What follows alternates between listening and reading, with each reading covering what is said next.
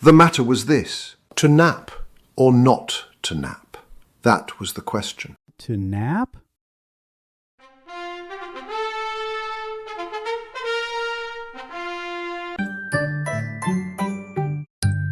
Welcome back to Historical High Chairs. My guest today is a titan of the stage, a poet, a playwright, the Bard of Avon himself, Mr. William Shakespeare. The honor is profound. Hark, good doctor, what light through yonder studio breaks? It is the east, and you are the sun, who, with your glowing intellect, doth cast a noble gleam upon my humble person. Also, you have chocolate on your face.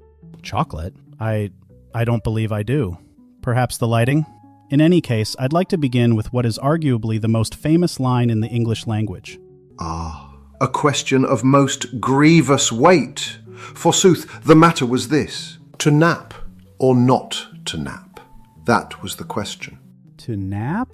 Whether 'tis nobler in the mind to suffer the slings and arrows of outrageous crankiness, or to take arms against a sea of sleepiness, and by opposing end them to sleep, perchance to dream. Aye, there's the rub. For in that sleep of nap, what dreams may come, of cookies and of puppies, must give us pause. It is a puzzle of a monstrous size. I see. So Hamlet's existential dread was really just a toddler in dire need of a nap. Is there a dread more potent? I thinketh not. Your use of language itself is legendary. You're credited with inventing hundreds of words: eyeball, swagger, fashionable. A writer must not be a prisoner of the words that are, but a king of the words that might be.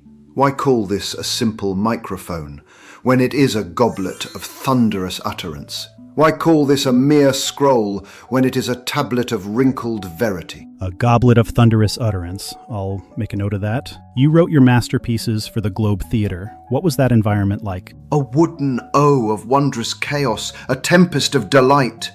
The groundlings you see stood upon the floor, a sea of sticky hands and wanting mouths. The common folk who paid a penny to stand in the pit. And if the play did not amuse them, if the sword fights lacked a certain swagger, they would make their displeasure known. They would throw food, I've read. Oh, a critic's volley of half-eaten pears. It teaches one to write a punchy second act. I tell you what, it is much like this playroom. If my puppet show is dull, I am pelted with soft blocks. The principle is the same. It certainly sounds stimulating. Professor, I must now turn to a more delicate academic matter, the Oxfordian theory of authorship. The what? There are some scholars who posit that a man of your humble background could not have written these works of singular genius, that perhaps they were penned by a nobleman, someone like Edward de Vere, the Earl of Oxford. Doth thou bite thy thumb at me, sir? I am merely citing a scholarly debate. A debate?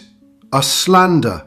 A most outrageous and bedazzling lie? Did the Earl of Oxford feel the fretful tug of a deadline? Did he dip his quill, this very quill, into the ink of frantic desperation at 3 a.m?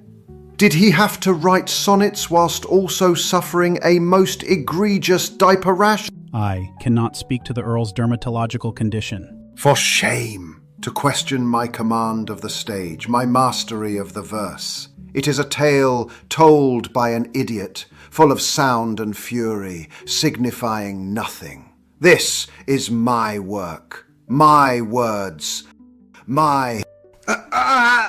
I have to go potty. Right. On that urgent note, it seems we are out of time. Where is the stage exit? Forsooth, I must make haste. I'm Dr. Allan Cromwell for Historical High Chairs, proving that the arc of history is long, but it's no match for a missed nap. Do subscribe.